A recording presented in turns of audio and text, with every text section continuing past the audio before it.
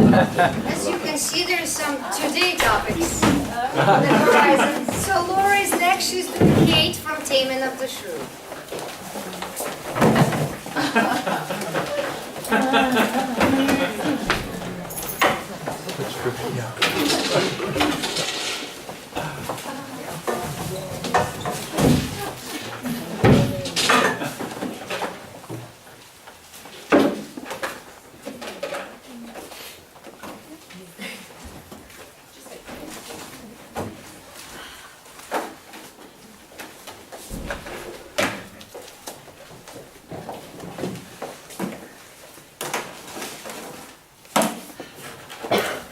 Ready.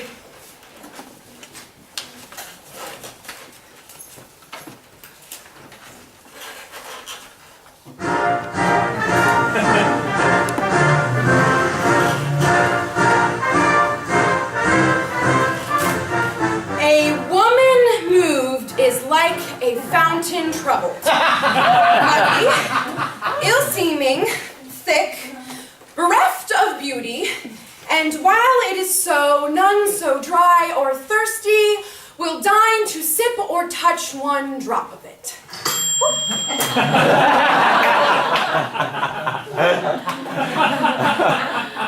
My cake is dough, I'll in among the rest. Thy husband is thy lord, thy life, thy head, thy keeper, one that cares for thee, and for thy maintenance commits his body to painful labor by both sea and land, to watch the night in cold, the day in storms, while thou liest warm at home, secure and safe, and pays no other tribute at thy hands but love, fair looks, and true obedience.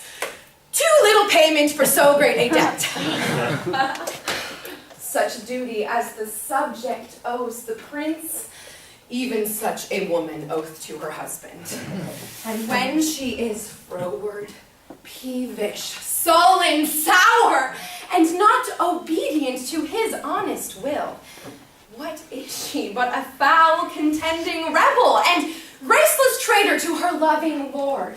I am ashamed that women are so simple, to offer war when they should kneel for peace, or seek for rule, supremacy, and sway when they are bound to serve. Are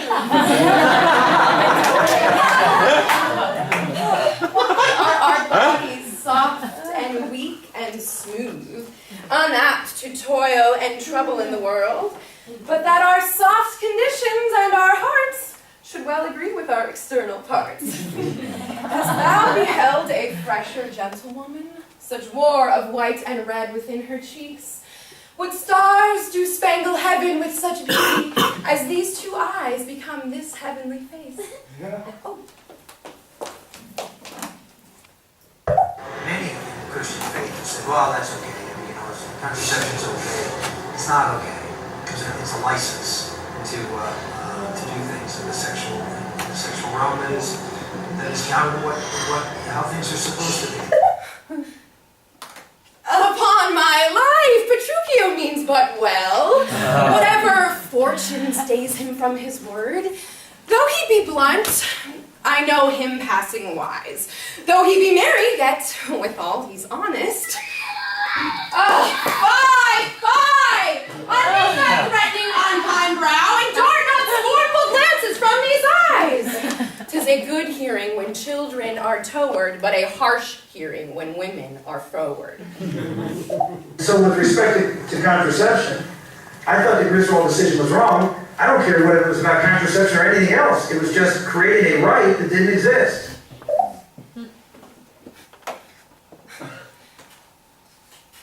My mind hath been as big as one of yours, my heart as great, my reason haply more, to bandy word for word and frown for frown. I pray you, sir, is it your will to make a stale of me amongst these mates? And tell us, what occasion of import hath also long detained you from your wife, and sent you hither so unlike yourself? For shame, Thou helding of a devilish spirit, why dost thou wrong her that ne'er did wrong thee? When did she cross thee with a bitter word? No shame but mine. I must forsooth be forced to give my hand oppose against my heart unto a mad-brained Rudesby full of spleen, who wooed in haste but means to wed at leisure. Now, let him speak. 'Tis charity to show. Planned Parenthood funds and does abortions, is the leading abortion provider in the nation. I don't believe that breast cancer research is advanced where you've seen ties to cancer and abortions. I told you he was a frantic fool, hiding his bitter jests in blunt behavior, and to be noted for a merry man, he'll woo 1,000, point the day of marriage, make feasts, invite friends, and proclaim the banns, yet never means to wed where he hath wooed. So must the whole world look at poor Katharina and say, lo, there is mad Petruchio's wife. Why does the world report that Kate doth limp? Oh, slanderous world!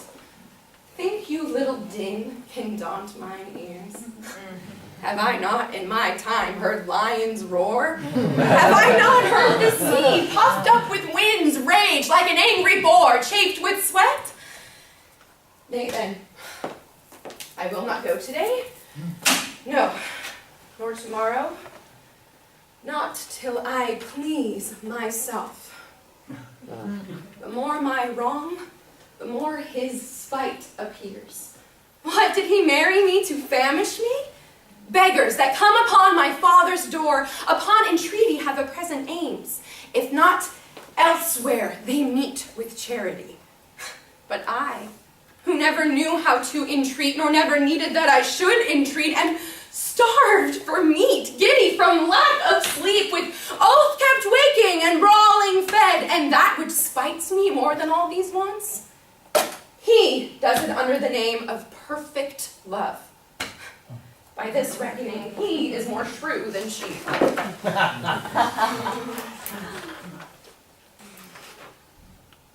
I will attend him here. Say that he rail, why then I'll tell him plain he sings as sweetly as a nightingale. Say that he frown, why then I'll tell him he looks as fresh as morning roses newly washed with dew. And say that he be mute and will not speak a word, then I'll commend his volubility. And say that he uttereth a piercing eloquence and does bid me pack, I'll give him thanks. Thus have I politically begun my reign, and 'tis my hope to end successfully. My falcon now is sharp and passing empty. Until he stoop, he will not be full gorged. What's this? Mutton? 'Tis burnt, and so is all the meat. He eat no meat, nor none shall eat. Last night he slept not, nor tonight he shall not.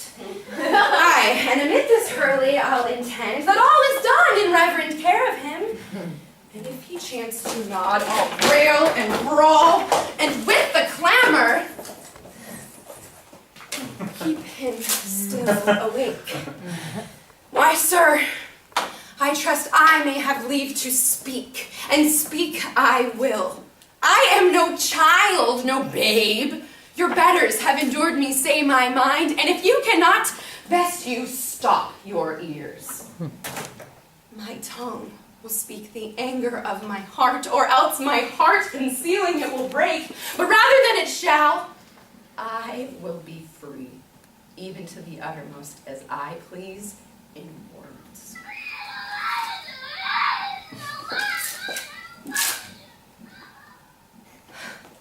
Am I not wise? Come, nay, Kate, come, you are too sour.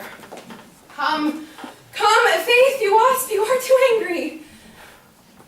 Women are made to bear, and so are you. Asses are made to bear, and so are you!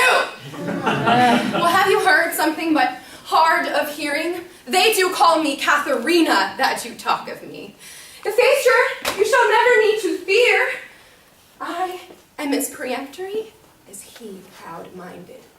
And where two raging fires meet together, they do consume the thing that feeds their fury. Though little fire grows great with little winds, yet extreme gusts will blow out fire and all. So I to him, and so he yields to me. But be thou armed for some unhappy words. Remove you hence. You at first you were immovable. My remedy then is to pluck it out. Unbind my hands, I'll pull them off myself. For thou art pleasant, gamesome, passing courteous. If she be cursed, it is for policy. For she is not froward, but modest as the dove. She is not hot, but temperate as the morn. I see a woman may be made a fool if she have not the spirit to resist.